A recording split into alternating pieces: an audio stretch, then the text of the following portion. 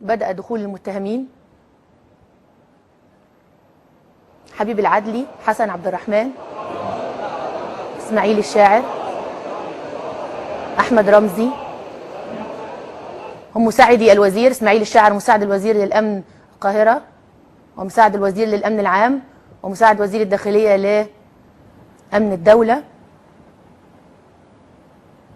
جمال مبارك، أمين لجنة السياسات السابق بالحزب الوطني ونجل رئيس مبارك. علاء مبارك، النجل الأكبر.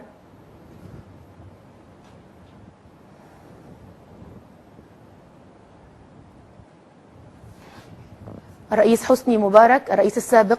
من الواضح أن الدخول سيكون على كرسي متحرك لداخل القفص.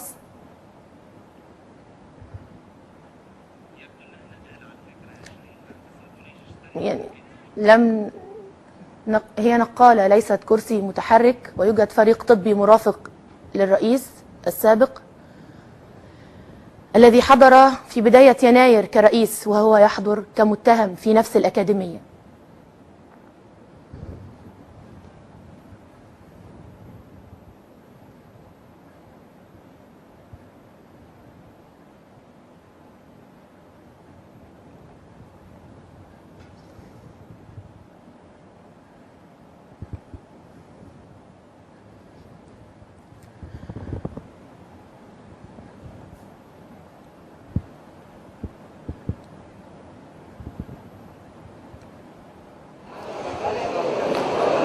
سبحان المعز المذل، هو سرير المرض الذي دخل عليه الرئيس مبارك إلى قفص الاتهام ومحاط بنجليه. الكاميرا تحاول أن تتصيد الصور للرئيس السابق حسني مبارك.